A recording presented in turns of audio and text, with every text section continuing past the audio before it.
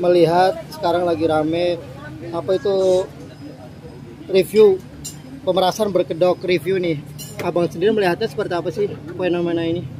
Jadi kalau kita perhatikan bahwa metode dan atau model review itu adalah bentuk dari kontrol sosial. Itu adalah tindakan-tindakan yang menurut kita baik sepanjang dilakukan tanpa pretensi bisnis dan atau tanpa pretensi untuk hal-hal yang buruk.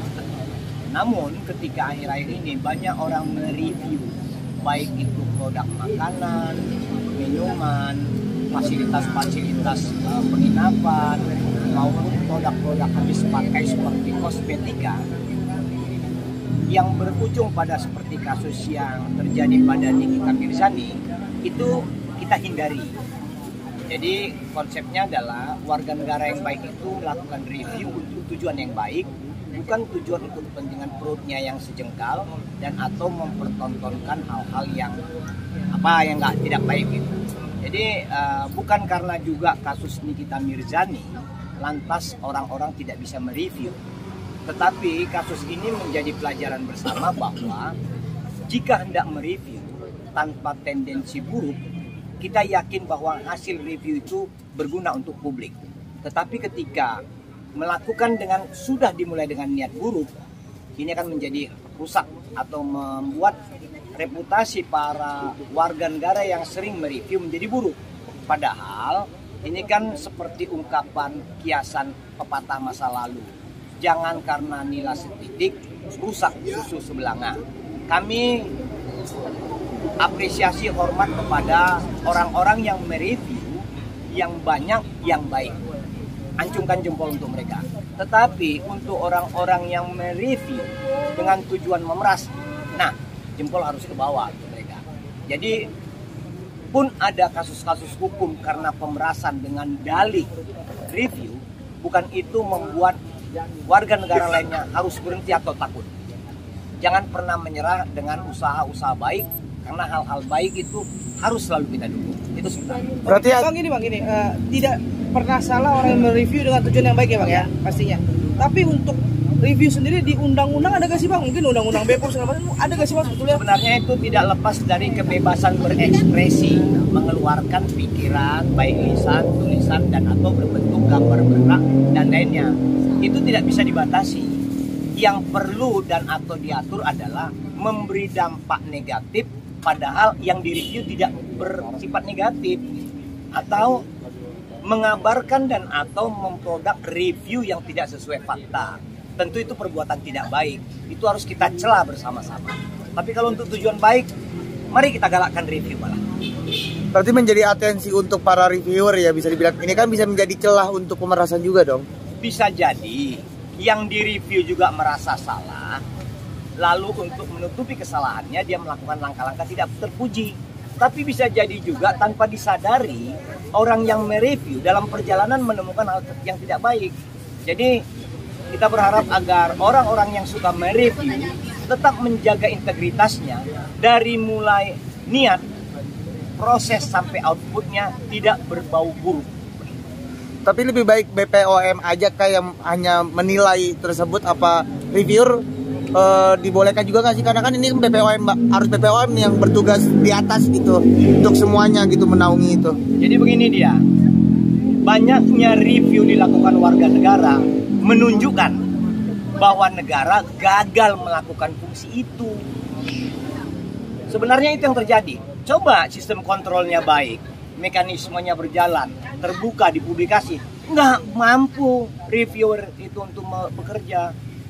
Artinya negara, pemerintah, institusi yang berwenang untuk melakukan pengawasan fail, gagal. Fungsi itu diambil alih oleh warga negara melalui review. Itu dia.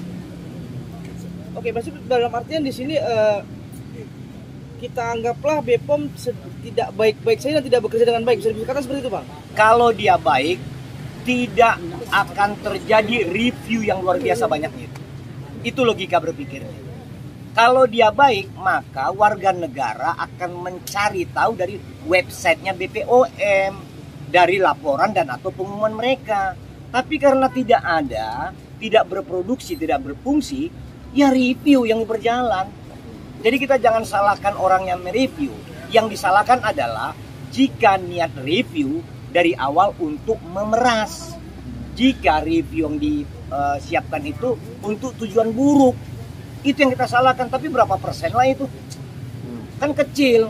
Jadi jangan karena orang-orang jahat yang mereview, memeras dan lain-lain, kemudian orang baik yang mereview kita anggap sama. Nggak boleh begitu juga, nggak fair gitu. Ditumbuh kembangkan bagaimana hak warga negara untuk memberikan pendapatnya. Tapi pemerintah harus menyadari bahwa ini menunjukkan fungsinya tidak berjalan. Itu dia. Jadi kurang lebih bahwa peran negara diambil alih oleh masyarakat melalui review. Itu luar biasa. Tetapi review yang memeras itu buruk. Apalagi kan sudah sampai ini kan ke aparat negara, yaitu DPR juga ya Bang ya. Ibaratnya kemarin sempat ada beberapa waktu lalu. Berarti itu menjadi teguran keras juga nggak sih buat BPOM sendiri? Dan dengan adanya ini kasus sampai didiskusikan oleh DPR sendiri. Ya itu menunjukkan BPOM itu nggak tahu diri, nggak tahu malu, nggak punya moral lagi. Produk makin banyak kok dia tidur, kok orangnya mereview yang kita andalkan.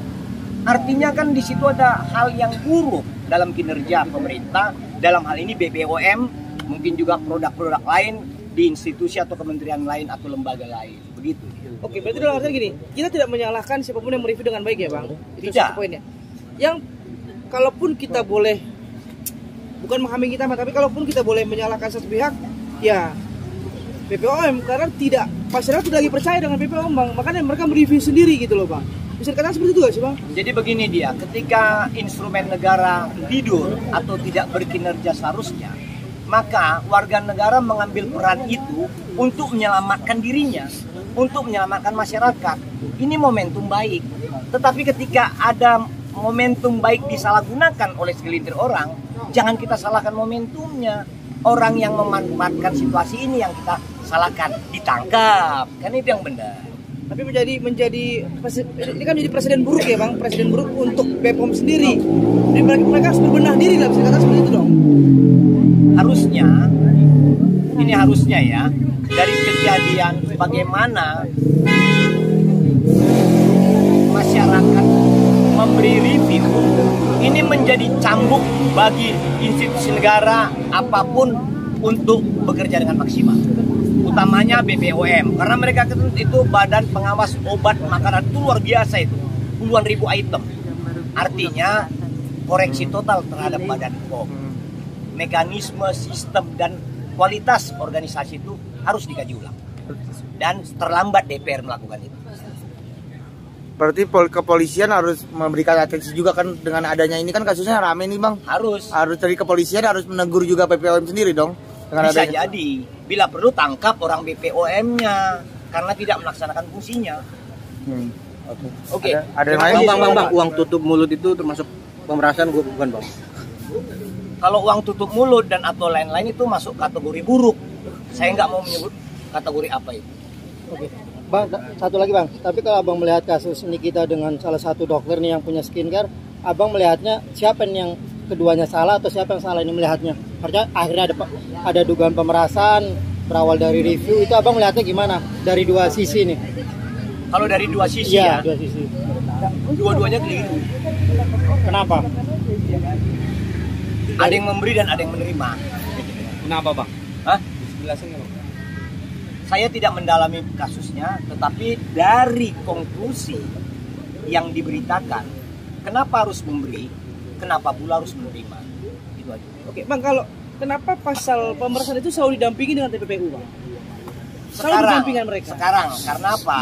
Segala sesuatu produk dari kejahatan diasumsikan, dialirkan dan atau disimpan dan atau digerakkan menjadi produksi tertentu. Itu namanya tindak pidana pencucian. Kalaupun diumpetin di rumah, dia tidak TPPU, itu tetap menjadi barang bukti. Kan? Oh, itu bisa disita negara Bang, aset ya? Sangat. Itu bagian dari kejahatan. Itu dirampas negara. Bang, penahanan Nikita Mirzani sama BPOM ada sangkut pautnya nggak sih Bang? Itu tadi karena tidak berfungsinya badan POM seperti seharusnya, akhirnya orang seperti Nikita Mirzani melakukan fungsi-fungsi itu. Kemudian kebetulan pula dalam kondisi tidak baik menjadi bermasalah hukum. Bang ada indikasi Nikita dipenjarakan untuk membungkam para mafia-mafia skincare itu sendiri atau seperti apa? Kalau mau jujur, sebenarnya kita menyesalkan juga kalau hanya seorang Nikita Mirzani. Kita yakin dengan modus seperti ini banyak pelaku lain yang belum tertangkap. Apes aja menurut kami Nikita Mirzani-nya. Berarti harus memberantas sindikat untuk itu tersebut. Sebenarnya sindikat kedua belah pihak harus diberantas, baik pelaku skincare yang buruk maupun para reviewer yang buruk. Bang, untuk para dokter-dokter yang mereview itu harus diperiksa juga nggak sih Bang? Seperti pihak kepolisian harus memeriksa. Makanya cepat-cepat Badan POM ambil alih tugas itu. Biar jangan banyak orang-orang yang mereview dengan berbagai cara, dengan berbagai dalih, yang juga belum tentu bisa dipertanggungjawabkan secara hukum produknya. Kan begitu. Apa reviewer itu sudah benar mutlak? Kan belum tentu. Tapi kalau negara yang mengumumkan, pemerintah mengumumkan, itu cenderung menjadi terstandar. Gitu.